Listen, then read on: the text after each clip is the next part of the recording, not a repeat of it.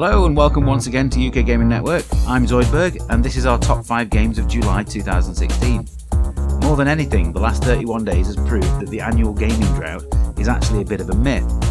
There have been plenty of new games to play if you are willing to look for them, including something for every type of gamer.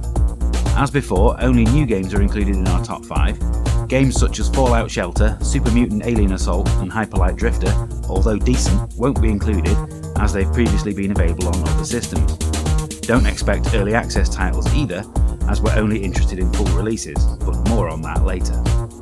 So without further ado, here's this month's top 5. Number 5.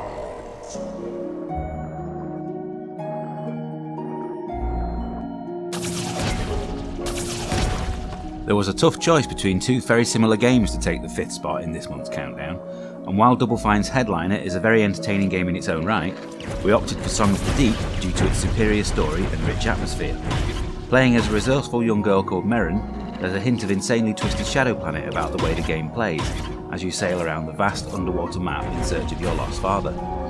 The underwater visuals are excellent, and each section has a distinctive look which keeps exploration interesting. Combat is different from the norm, and the puzzles, while challenging, are not so difficult that they impede your progress. There are dozens of secrets to discover for the player who doesn't want to just follow the story too, or completionists wanting to see everything.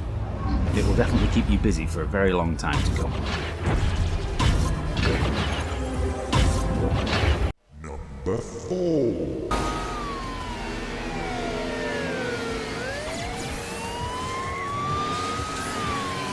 Vector Unit's excellent jet ski racer gets an equally excellent sequel with Riptide GP Renegade. If you're a fan of challenging and addictive arcade racing games, then this water-based entry will definitely float your boat, and it's a worthy successor to Hydro Thunder. If you played the original, it follows the more of the same school of sequels. The gameplay, the way you progress through the career mode, unlock new skills, bikes and tracks is all the same. There's one key addition though that the first game was sorely lacking, and that's online multiplayer. Split screen is back also, and very welcome, but the ability to play against a full lineup of human opponents online adds immeasurably to the experience, and makes for some hugely competitive races. Making the most of the waves and shortcuts can give you the edge over your opponents, as well as knowing when to activate your boost for maximum impact. There simply aren't enough good arcade races made these days, and even fewer that are as good as Riptide.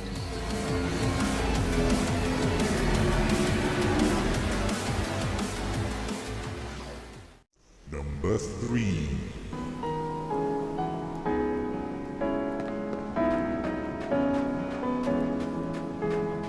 Square Enix have released 2 JRPGs in the last month, but I Am Setsuna succeeds where Star Ocean fails by not only having a great story to tell, but by starting the game in the right way too, so that newcomers won't be confused. The Setsuna of the title is a young girl destined to be sacrificed in order to protect her home village from demons. It's a fate that she not only accepts, but is also determined to fulfill, making her one of the most interesting gameplays of the year.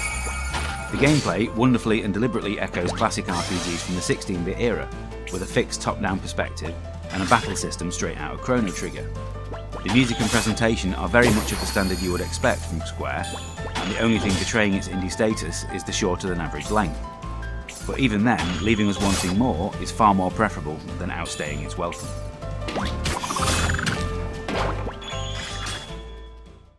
Number 2.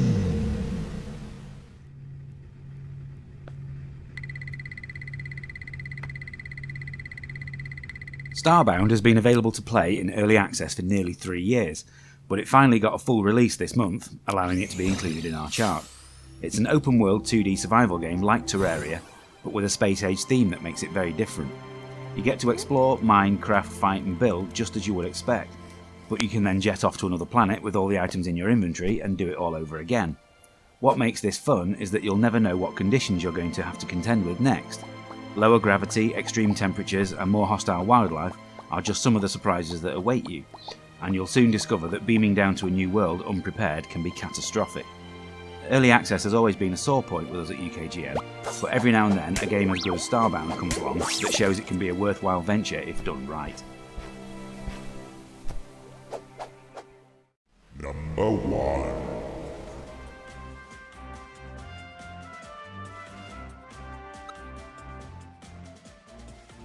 How could we not include Pokemon Go as our game of the month?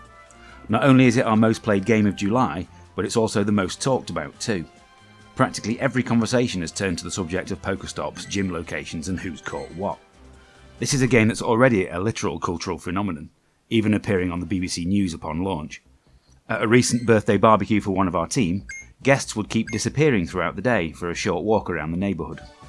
Not since we found ourselves rushing home before Tom Nook's shop closed in Animal Crossing have we played a game that has affected our real lives so much. It's a testament to just how fun and addictive the game is that no amount of technical problems, and there have been many, has stopped us from playing. Now if you'll excuse me, there's an Abra at the end of the road that needs my attention. And so that concludes another month's Top 5. This is entirely UKGN's opinion. Yours probably differs completely, so let us know in the comments below. And we'll be back next month with another Top 5. Thanks for watching.